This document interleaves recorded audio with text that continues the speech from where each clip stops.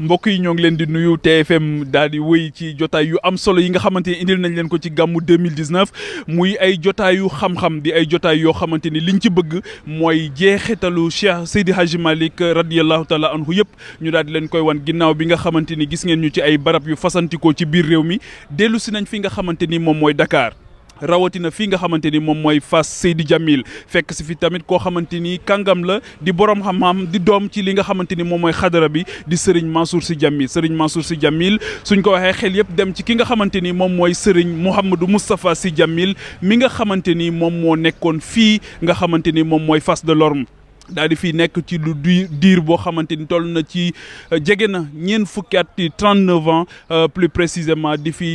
tasaare li nga xamante ni moom mooy tarixa tijaaniya di fi xamal nit ñi seen borom di fi xamal nit ñi yonent bi salaatu wa salaam kon yell na bu ñu jëmee ci guddi gu sell gi di gàmmu di guddi gi nga xamante ni ñoo ngi ciy màggal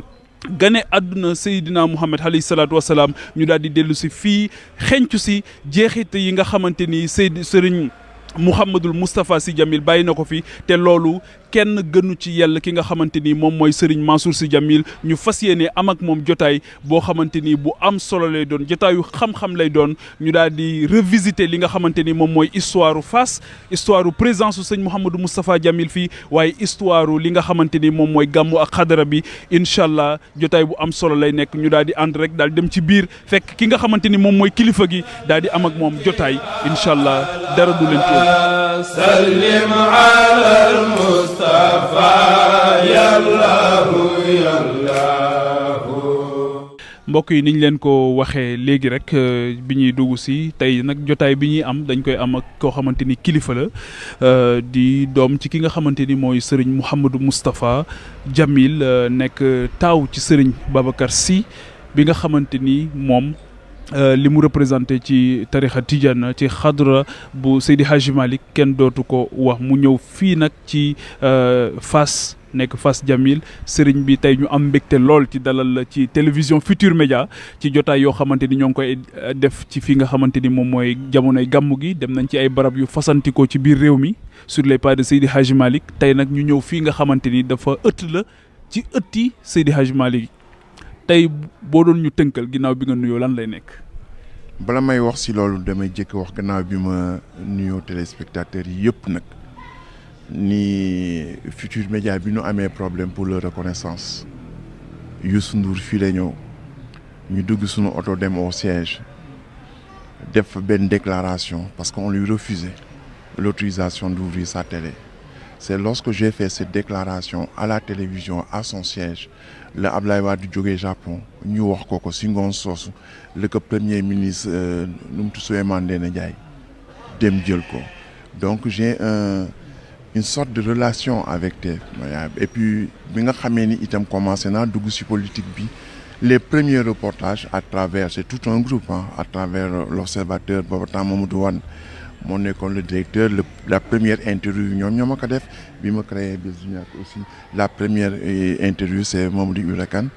moom donc ubbil boobu ñu ma ubbil moo tax tey su fekkee ni ñoo ngeen fii da ngeen ñëw si seen kër fekk fi seen bopp indi fi seen bopp fekk fi seen bopp te nag ñu kontaan bu nga xam ne bii da ngeen ñëw si Mawlidu Rasul si fukki fan yi nga xam ni dama ni tout à l'heure rek sama ay xarit yu nekk Abu Dhabi man leen ñu ngi célébrer dem président bi dafa ñëw ñu ngi célébrer Mawlidu Rasul ñun mënoon Mawlid bi jotagul man leen pour ñun jot na fukki fan yëpp bés bu nekk daan si célébrer Mawlidu Rasul waaw ala azimu leleel wiladati xizbatan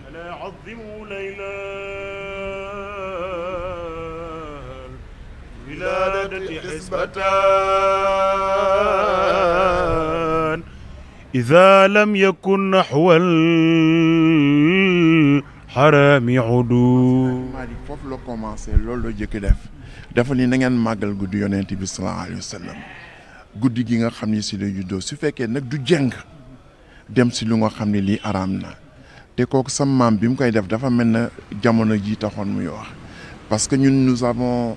nos ressentiments négro-africains xam nga daan dem tabaski daf ma daan fekk Nigéria mais l'imam du Nigéria musulman daf daan wax su ngeen dee célébrer tabaski tey alcool bokkul ci sunu fête ñun yàpp yi ak naan lu xaraam loonu ki parce que xam na ni su ko deful su génnee y a un syncrétisme tel au Nigéria que nit ñee di utiliser bi ñu tuddee célébrer seen fête noonu lañ koy utiliser sama maam xalaat loolu te soo gisee tey soo nekkee si gàmmu Tiwaawan plein gàmmu Tiwaawan dañuy ubbi musique ba mu sës kon su waxul loolu lu doy waar la. mu nekk lu am solo ci wàllu introduction sëriñ bi ëtt bii ñu nekk tey jii lan lay symboliser. day symboliser El Hadj Malick parce que sëñ Moustapha dafa nekk El Hadj Malick si biir ak si biti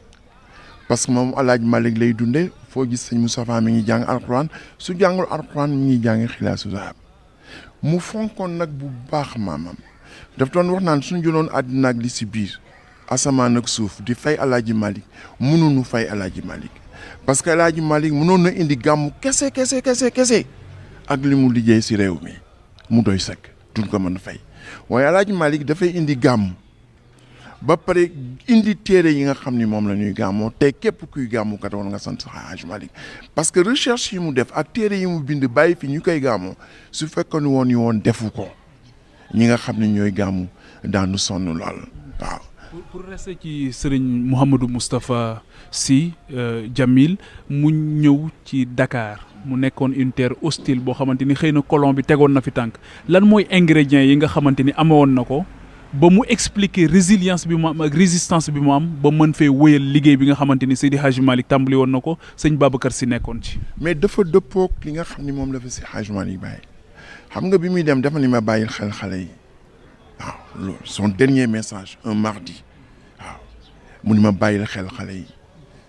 ma seet moom nan lan ko bàyyee woon xel jiital alxuraan si moom waaw bi nga xam ne sëñ Babacar jàpp na ko yóbbu ko fi Rufisque dénk suñu maam Khalil Camara ni ko sa alxuraan bu rafet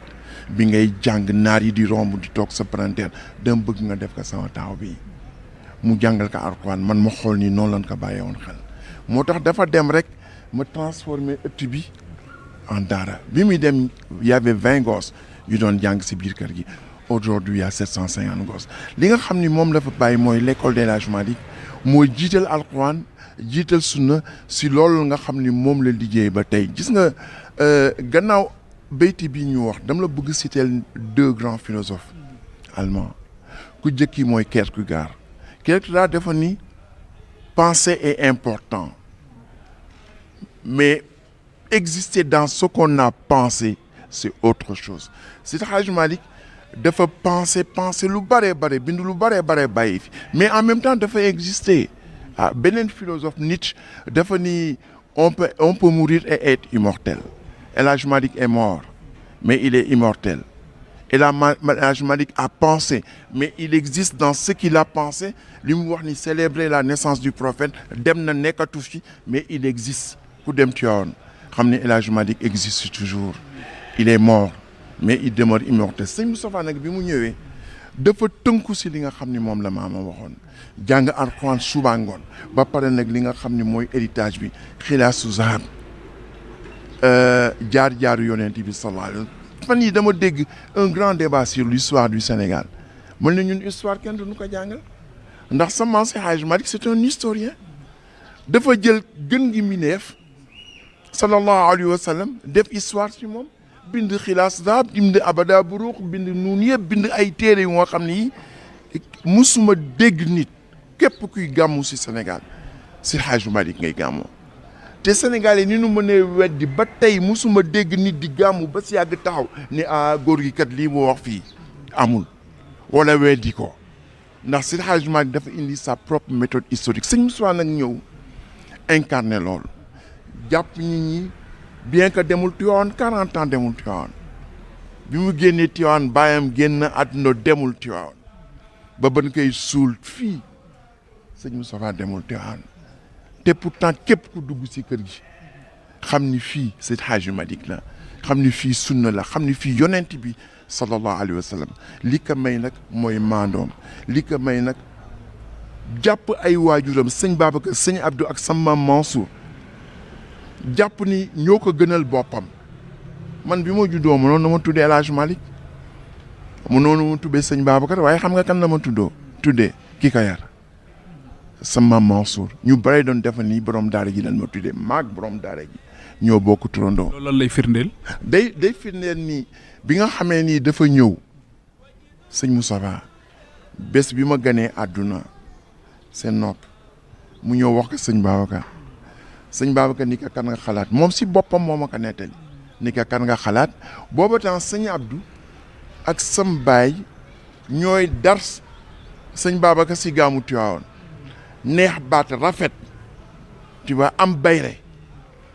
Tiwaawoon yëpp jàpp ni taawu sëñ Moustapha sëñ Abdou lay tudd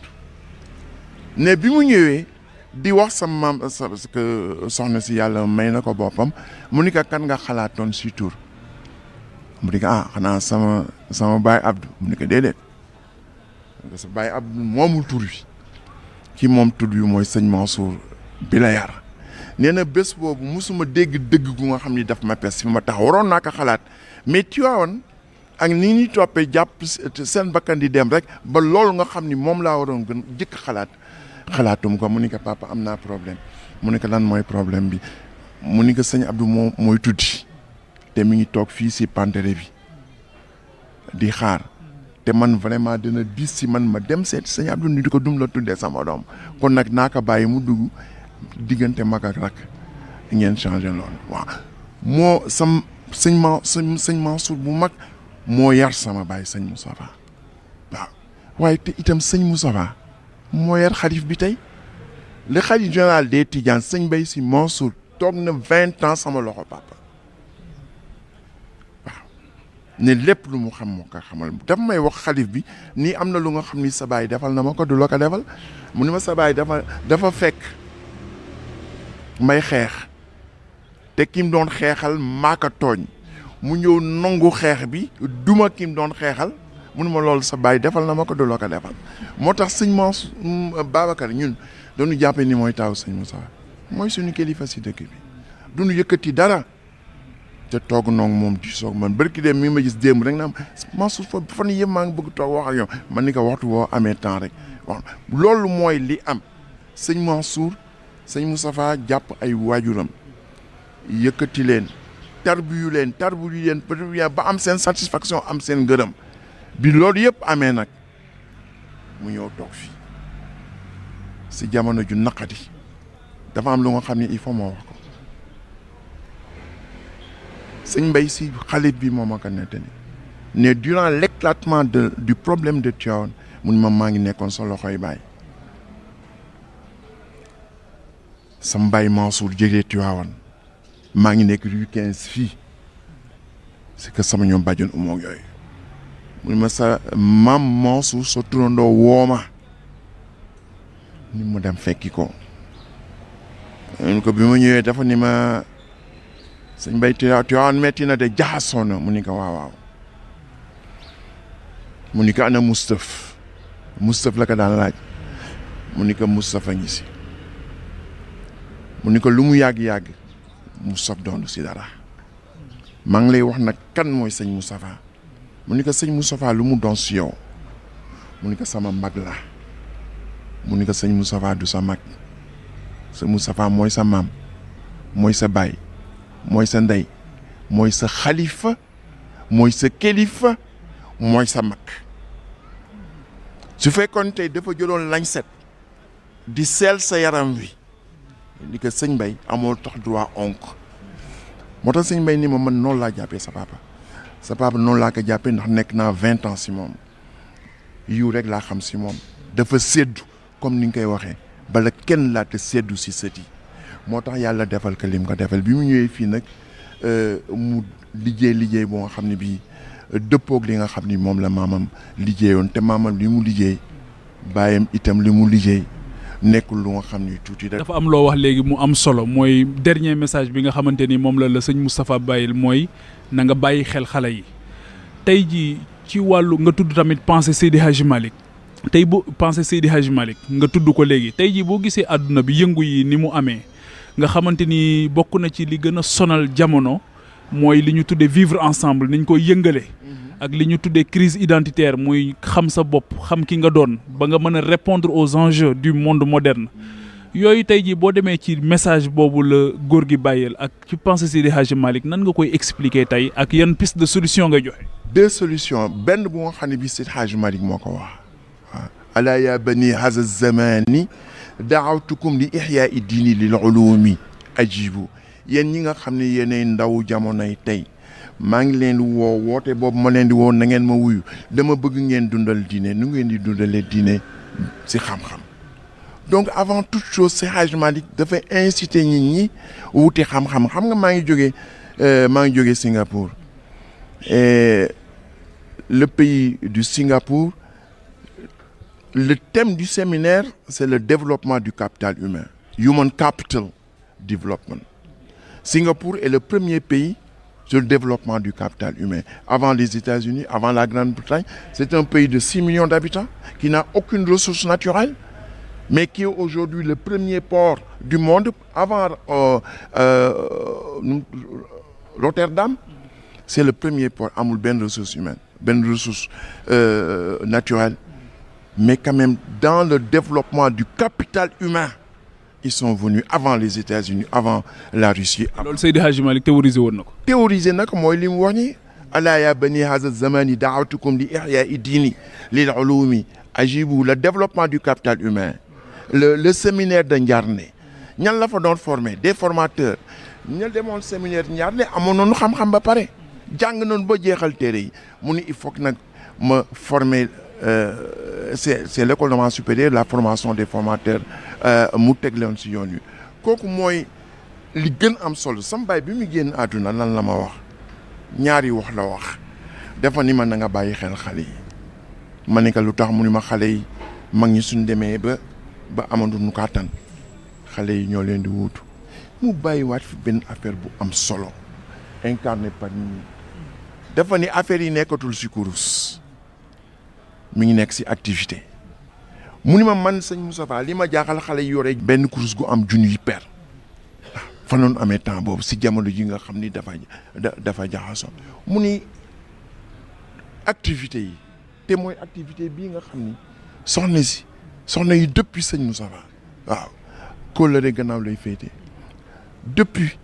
amul benn mardi bi sëñ Moustapha génnee àdduna léegi bu nga xam ne bii raté nañ ko seen yëpp ñoo koy indaale fexe ba rafetal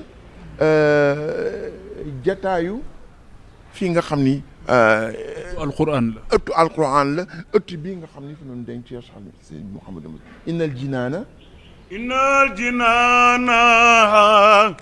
la tasini yawma qudumi ruhi tari كالدنيا على ظلام إسنان للبيت دفلني ثم إسنان لي ولكم إسنان أيضا فناتي أكبر الصلاة إن الجنان على التزيين يوم قدوم روحي daf ni yonent bi mu génnee àdduna di wuy ji borooma àjjana ña ngay fees nekk si biir àdduna ñooy jooy di xataraayu waaye ne àjjana ña ngay feet changé ñu drap yi changé nañu tapis yi changé nañu bunt yi peinturaat nañu mur yi lu tax waaw ki gën si mbindaafan wi mooy ñëw waaw ñoom nag jigéen ñii nekk nu àjjana de waaye xam nañ ni kii fi tëdd mooy seen kilifa lu mu bon li nga xam ni moo dëppook seen kàttan ñu fexe ba rafetal ëtt bii nga xam ni foofu la tudd parce que ëllëg incha allahu yowmal qiyaam wujuhun yowma idin naima li saayiha radiya fi jannatin aaliya la tusmau fiha laagiya fiha aynun jaariya fiha sururun marfuatun wa akwaabu mawduun wa namaariqu masfuufatun ñooñu ñëpp nag ñi nga xam ne ñun moom la ñu yaakaar muy Seydi Hadj Malick di Seydi Aboubacar ak ay rakam ak Cheikh Seydou Mouhamadou Moustapha ak ay rakam fa nu nekk si àdduna comme ni ko aaya bi waxee. sëñ Mansour nga wax fi